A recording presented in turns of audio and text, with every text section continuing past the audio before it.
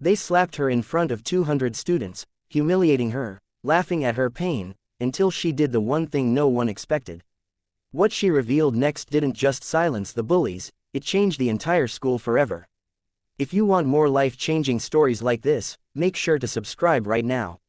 Amara Dalton had always been the quiet girl at Ridgewood High, the one who kept her head down, her books close, and her ambitions even closer, though no one ever bothered to look close enough to see the burning determination behind her dark, thoughtful eyes, and that was partly why the bullies felt safe targeting her, because they assumed someone like her couldn't fight back, especially when the ringleaders were none other than the infamous senior trio known as the Silver Circle, comprised of Brielle, Kendra, and Lacey, whose parents' wealth gave them invisible armor and whose arrogance gave them a dangerous sense of entitlement.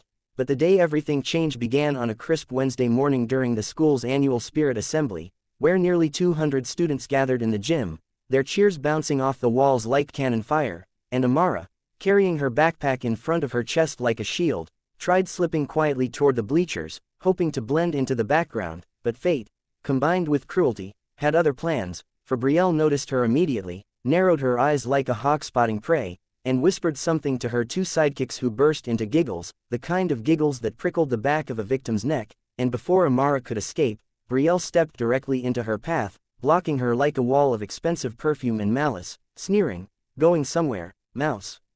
Which already made a few students turn their heads, sensing incoming drama, because drama was Ridgewood's favorite sport, second only to varsity football, though what followed happened faster than the collective conscience of the school could register.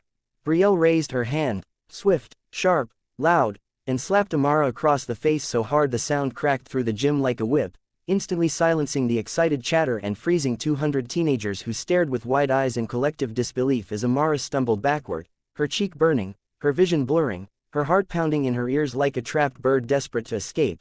People whispered, gasped, some laughed nervously because laughter was easier than choosing sides, and Brielle, emboldened by the echo of her own violence and the fact that teachers were still too far away to stop anything, lifted her chin and said loudly, "Maybe that'll teach you to stay out of my way."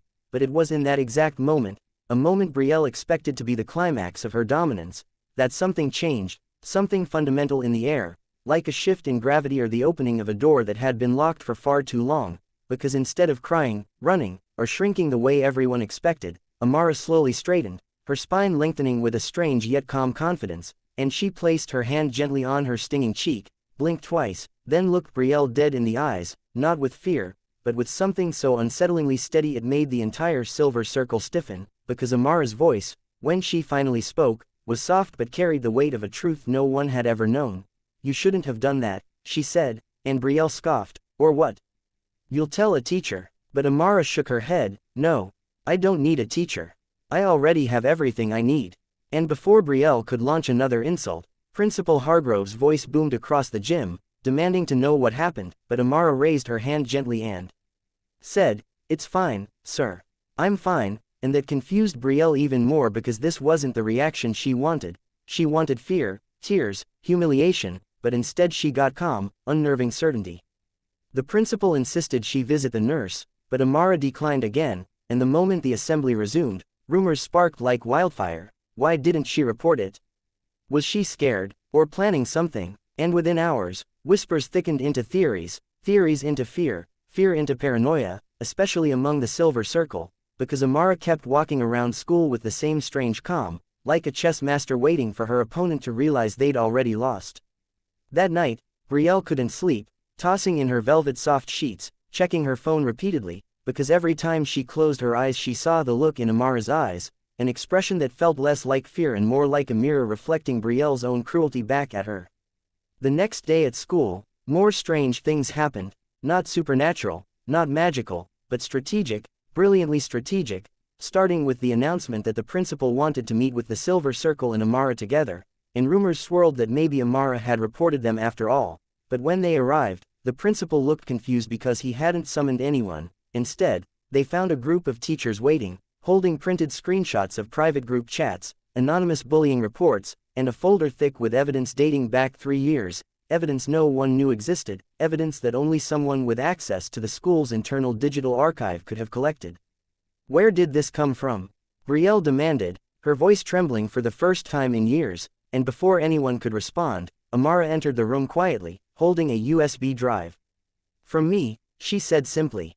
"You should sit." What no one had known, not even the teachers, was that Amara had been volunteering in the school's IT department after classes for almost a year, learning system management, cybersecurity basics, and archiving, and while she never intended to use any of it for revenge, she had been quietly collecting proof of every anonymous complaint, every report ignored, every piece of digital harassment, not just done to her but to dozens of other students, many of whom had been too scared to speak up.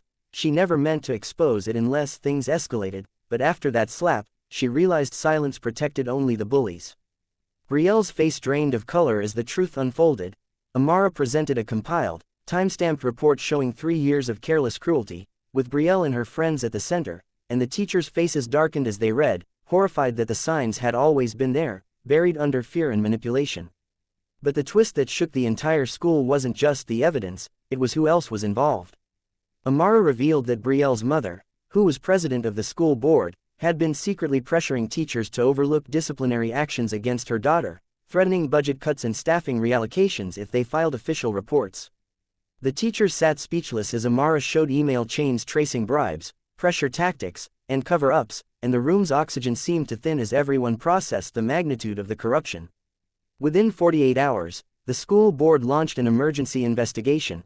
Brielle's mother was suspended, and Brielle, Kendra, and Lacey were temporarily removed from school pending a disciplinary hearing. But the story didn't end there, because the true transformation happened when the school rallied around Amara rather than the bullies. Students who had once laughed at her now offered apologies, support, and gratitude for her courage exposed not just the silver circle but the system that had enabled them.